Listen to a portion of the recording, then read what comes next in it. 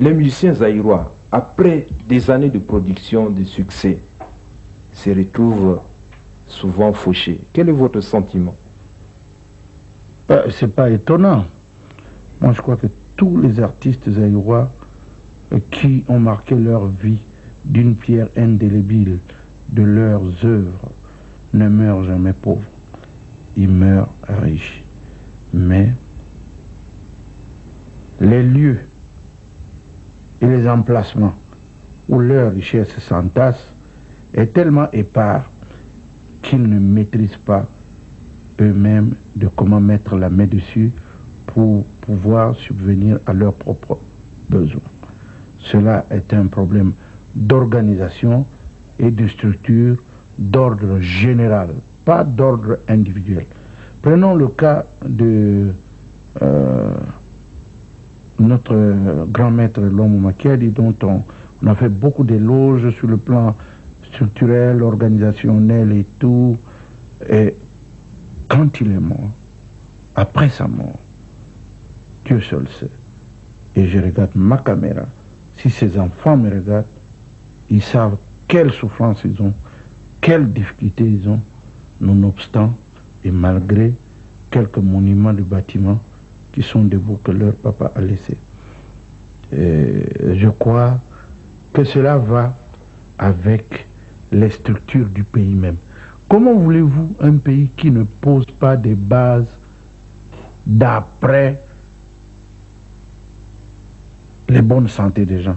Parce que dans nos pays-là, même les chefs d'État qui sont là, eux-mêmes, pour assurer la retraite d'un chef d'État, c'est comme s'ils vont me retirer, ou je prépare la retraite d'un ministre, ce n'est pas bien.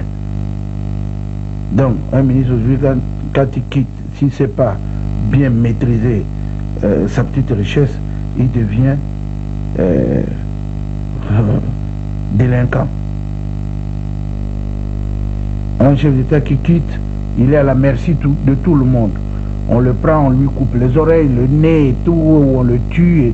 Donc, parce qu'eux-mêmes n'ont pas respecté le corps et la santé des autres. Si bien qu'à chaque fois qu'ils sont à la dérive, on attend aussi pour leur rendre la monnaie de ce qu'ils ont fait. Moi, je crois qu'il n'y a pas que les musiciens, il y a aussi les politiciens, il y a les commerçants, il n'y a aucune structure qui est établie ni par la Constitution, ni par les réglementations, ni par les lois de nos pays, pour que l'on puisse respecter le droit de quelqu'un. À partir de ce moment, même les chefs suprêmes de nos pays sont à la merci des malheurs.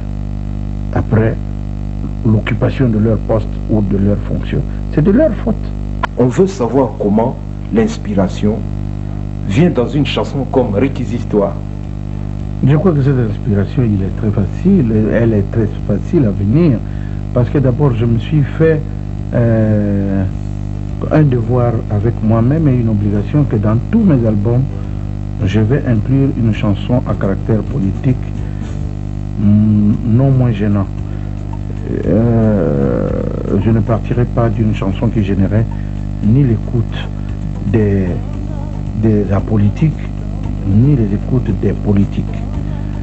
Et c'est pourquoi j'avais commencé par un thème un peu dur, comme le glas a sonné, parce que je devais sonner le glas, j'ai sonné là. Le glas comme quoi, bon, maintenant on commence.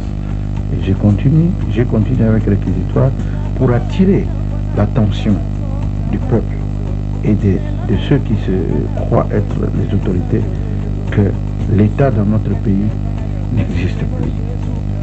Chacun se met à la débrouille. On dit qu'il n'y a que le petit peuple qui se met à la débrouille. Non, même les autorités, ils font de la gymnastique pour vivre. Parce que vous avez une belle voiture. Bon, vous êtes ministre comment dirais-je, de travaux publics. Vous sortez avec votre voiture, la route n'est pas bonne. Vous n'êtes pas à l'aise. Donc, l'État n'existe plus. Les gens font ce qu'ils font. Les gens vont au boulot quand ils veulent.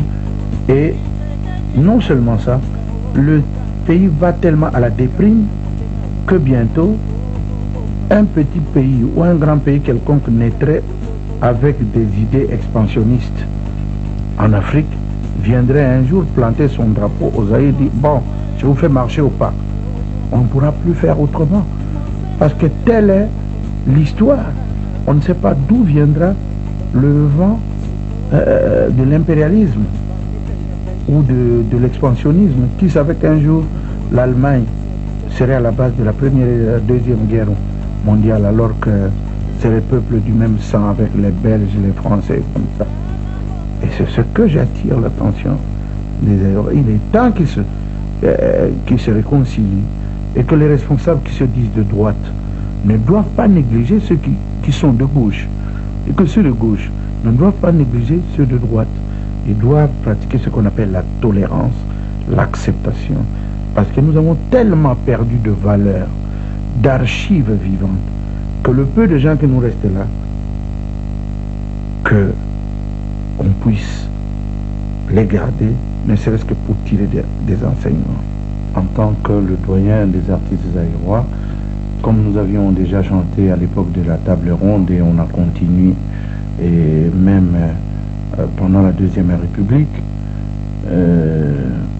dans les positions qui étaient celles d'hier, aujourd'hui dans la position de la démocratisation, j'ai fait appel à cet esprit de la chanson de réquisitoire pour appeler les bonnes âmes des autorités et du peuple à concevoir ce qu'on appelle la réconciliation, la tolérance pour sortir le pays du bourbier où il est en train de vivre.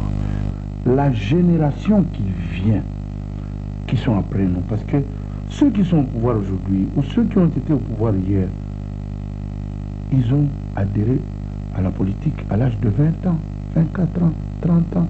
Il y a eu même des chefs d'État qui ont été chefs d'État à l'âge de 34 ans.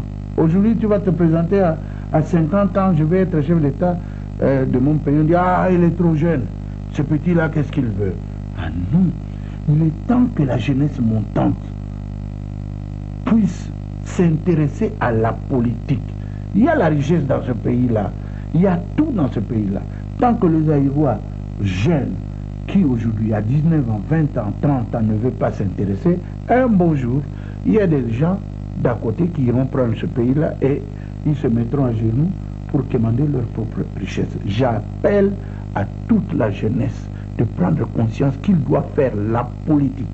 Qu'ils le veuillent ou pas, s'ils ne font pas la politique le feront.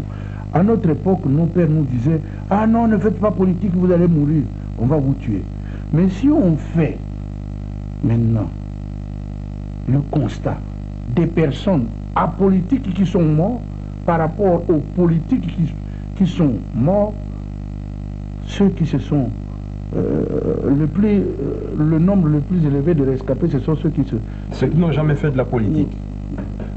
Je n'ai pas voulu dire ça.